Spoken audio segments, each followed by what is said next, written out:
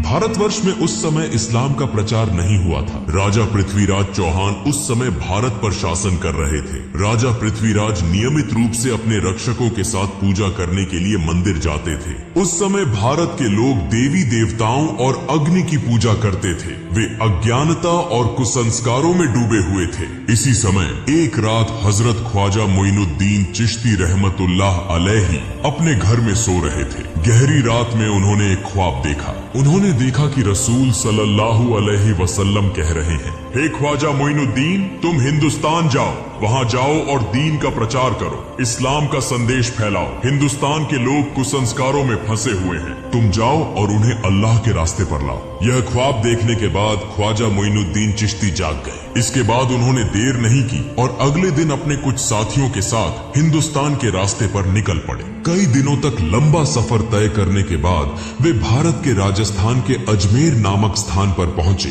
उस समय वहां राजा पृथ्वीराज चौहान का शासन था। उनके खिलाफ बोलने की किसी में हिम्मत नहीं थी। उधर ख्वाजा मोइनुद्दीन चिश्ती और उनके साथी लंबा सफर तय करने की वजह से थक चुके थे, इसलिए उन्होंने अजमेर के तारागढ़ पहाड़ के नीचे आराम किया। इसी दौरान नमाज का समय हो गया। ख्वाजा मोइनुद्दीन चिश्ती ने अपने साथियों से कहा, तुम पानी की तलाश करो क्योंकि वुजू करना जरूरी है, नमाज का समय हो गया है। तब उनके दो साथी एक लोटा लेकर पानी की तलाश में निकले। कुछ दूरी पर जाकर उन्होंने एक विशाल झील देखी जो आज के समय में आना सागर के नाम से जानी जाती है। वे आना सागर के पास पहुंचे और देखा कि राजा की सेना ने आना सागर को चारों ओर से घेर रखा है। उन्हें देखते ही सैनिकों ने पूछा, तुम लोग कौन हो? इससे पहले तुम्हें यहाँ कभी नहीं देखा, यहाँ क्या चाहिए? साथी दोनों ने कहा, हम ख्वाजा मोइनुद्दीन चिश्ती के शिष्य हैं, हम यहाँ वुजू करने के लिए थोड़ा पानी लेने आए हैं। यह सुनकर वहां मौजूद सारी सेना जोर जोर से हंसने लगी और कहने लगी, क्या तुमने राजा पृथ्वीराज का नाम नहीं सुना? उनके आदेश का उल्लंघन करने पर कठोर सजा मिलती है।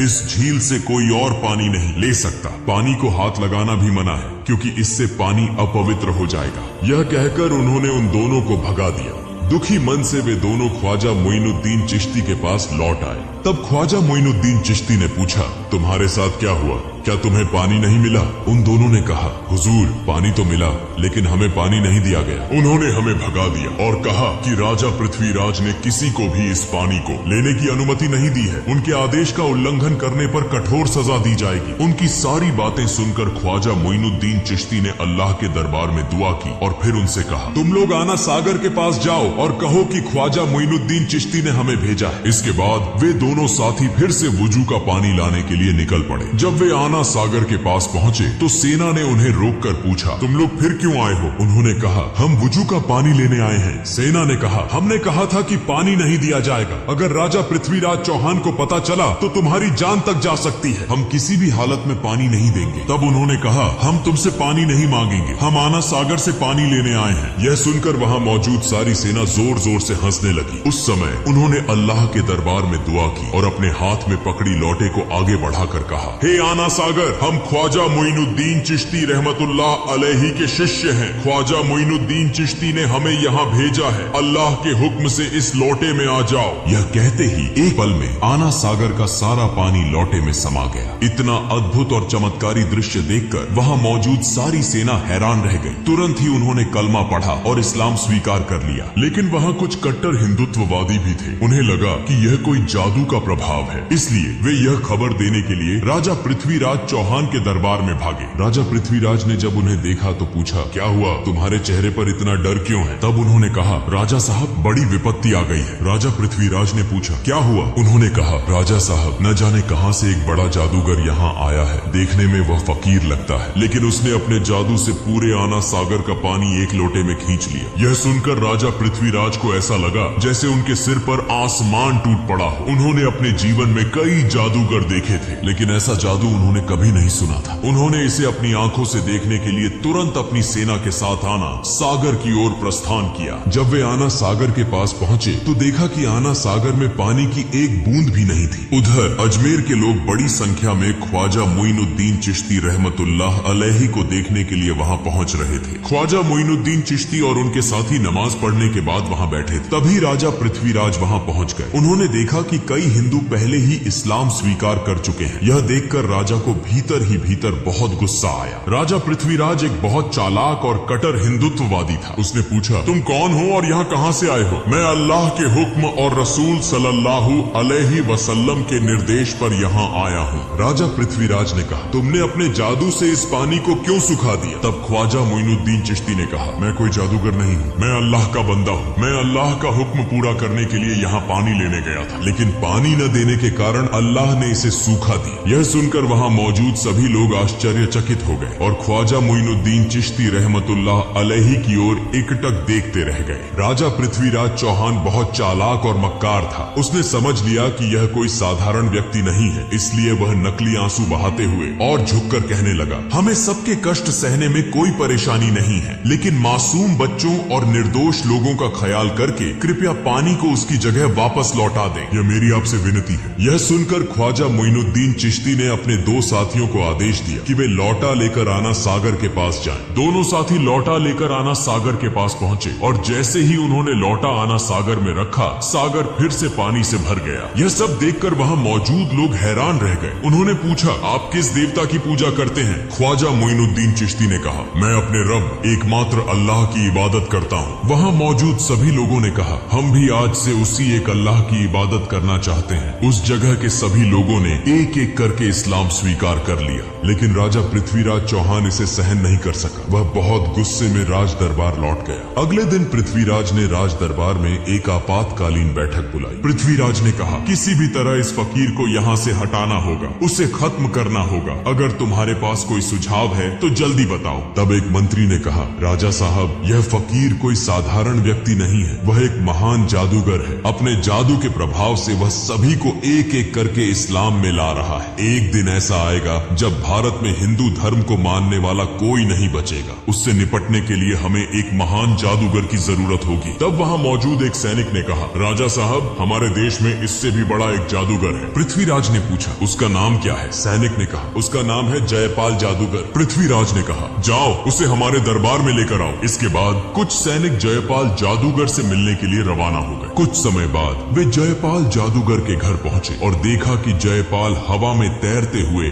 गहरी ध्यान अवस्था में है। जैसे ही उसने सैनिकों को देखा, वह नीचे उतर आया और कहा, राजा ने तुम्हें भेजा है ना? यह सुनकर सैनिक चौंक गए। उन्होंने सोचा कि अब काम बन जाएगा। उन्होंने सारी बातें जयपाल जादूगर को बताई। फिर वे जयपाल जादूगर को राज दरबार में लेकर आए। जयपाल ने पूछा, राजा साहब, आपने मुझे क्यों बुलाया है? राजा पृथ्वीराज ने कहा, हमने सुना है कि आप भारत के सबसे बड़े जादूगर हैं। हम एक बड़ी समस्या में फंसे हैं और आपको इसे हल करना होगा। जयपाल ने कहा, बताइए, मैं आपके लिए क्या कर सकता हूँ? पृथ्वीराज ने कहा, आप भी हिंदू हैं और हम सभी हिंदू हैं, लेकिन कहीं से एक फकीर आया है। वह अपने जादू के प्रभाव से एक एक करके सभी को हिंदू धर्म छोड़कर इस्लाम में ले जा रहा है। आपको उससे मुकाबला करना होगा। अगर आप उसे देश से भगा सकते हैं या उसे खत्म कर सकते हैं तो आपको एक बड़ा इनाम दिया जाएगा। यह सुनकर जयपाल जादूगर ने कहा, महाराज, आप चिंता न करें, कितने बड़े बड़े जादूगर मेरे सामने झुके हैं और यह तो केवल एक साधारण फकीर है। इसे खत्म कर ही मैं आपके सामने आऊंगा। इसके बाद जयपाल जादूगर अपने जादू की मदद से गरीब नवाज ख्वाजा मोइनुद्दीन चिश्ती रहमतुल्लाह अलैहि को खोजने निकला। कुछ दूर जाने के बाद जयपाल जादूगर ने देखा कि ख्वाजा मोइनुद्दीन चिश्ती रहमतुल्लाह अलैहि तारा पर्वत की एक चट्टान के कोने में अल्लाह की इबादत में मग्न है। वह कोई दिशा नहीं देख रहे। यह देखकर जयपाल जादूगर पीछे से उस दिशा में बढ़ा और बोलने लगा, इस फकीर को मारना मेरे लिए कोई बड़ी बात नहीं है। मैंने पीछे से आकर देखा भी नहीं, यह कौन सा जादू है? यह कहकर उसने अपने जादू से उस पर्वत से एक विशाल चट्टान को उठाया और जैसे ही वह ख्वाजा मोइनुद्दीन चिश्ती को दबाने के लिए जा रहा था, ख्वाजा मोइनुद्दीन चिश्ती रहमतुल्लाह अलैहि ने अपनी अंगुली उठाकर कहा, हे तारा पर्वत की चट्टान, क्या तुम नहीं देख रहे कि मैं अल्लाह की इबादत कर रहा हूँ? अगर तुम अल्लाह की तरफ से आई हो तो मुझे दबाकर मार दो, और अगर तुम शैतान की तरफ से आई हो तो वहीं खड़ी रहो। यह सुनते ही चट्टान वहीं रुक गई, एक इंच भी नहीं हिली। जयपाल जादूगर एक के बाद एक जादू दिखा रहा था, लेकिन कुछ भी कर नहीं पा रहा था। इस शक्ति को देखकर जयपाल जादूगर हैरान और चकित हो गया। उसने समझ लिया कि यह साधारण व्यक्ति नहीं है और मेरे जादू का यहाँ कोई असर नहीं होगा। इसलिए बिना देर किए जयपाल जादूगर ने ख्वाजा मोइनुद्दीन चिश्ती रहमतुल्लाह अलैहि के सामने हार मान ली और इस्लाम धर्म स्वीकार कर लिया। अगले दिन से पूरे भारत में यह खबर फैल गई कि भारत का सबसे बड़ा जादूगर जयपाल एक फकीर के सामने हार गया और उस फकीर का नाम नाम गरीब नवाज ख्वाजा मोइनुद्दीन चिश्ती रहमतुल्लाह अलैहि था। उसने इस्लाम धर्म अपनाया और उसी रब की इबादत की जिसके सामने किसी भी शक्ति का मुकाबला नहीं हो सकता। भारत के लोग कहने लगे, वह जिस रब की इबादत करता है उसकी शक्ति कितनी बड़ी होगी कि उसका सामना करने के लिए कोई भी शक्तिशाली नहीं है। हमें भी उसी रब की इबादत करनी चाहिए। यह कहकर लोग दल बदल कर इस्लाम धर्म अपनाने के लिए ख्वाजा मोइनुद्दीन चिश्ती रहमतुल्लाह अलैहि के पास जाने लगे। यह खबर पाकर राजा पृथ्वीराज चौहान बहुत चिंतित हो गया। वह समझ नहीं पा रहा था कि अब क्या करे। तब एक मंत्री ने कहा, राजा साहब, जयपाल जादूगर ने इस्लाम धर्म स्वीकार कर लिया है और बहुत से लोग एक एक करके इस्लाम धर्म अपनाने जा रहे हैं। मुझे लगता है कि वह साधारण व्यक्ति नहीं है, उसकी बहुत शक्ति है, उसे हराना असंभव है, हमें उसकी बात माननी चाहिए। राजा पृथ्वीराज चौहान ने कहा, इतनी आसानी से मैं हार मानने वाला नहीं हूँ, इसलिए तुम लोग जाओ और उस फकीर को यहाँ बुला कर लाओ। इसके बाद कुछ सैनिक उस फकीर के पास खबर देने के लिए रवाना हो गए। वे वहाँ पहुँचे और कहने लगे, राजा साहब आपको बहुत महत्वपूर्ण बात करने के लिए बुला रहे हैं। तब ख्वाजा मोइनुद्दीन चिश्ती रहमतुल्लाह अलैहि खुद राजपथ पर राजा पृथ्वीराज चौहान से मिलने के लिए निकल पड़े। इसी दौरान उस इलाके में एक हिंदू पंडित था जो रोज पूजा करने मंदिर जाता था और मूर्तियों के सामने दूध अर्पित करता था। एक दिन उसकी बेटी ने पंडित से पूछा, पिताजी आप रोज दूध लेकर मंदिर जाते हैं और वह दूध मूर्तियों के सामने डालते हैं, क्या मूर्तियाँ दूध पीती हैं? पंडित ने कहा,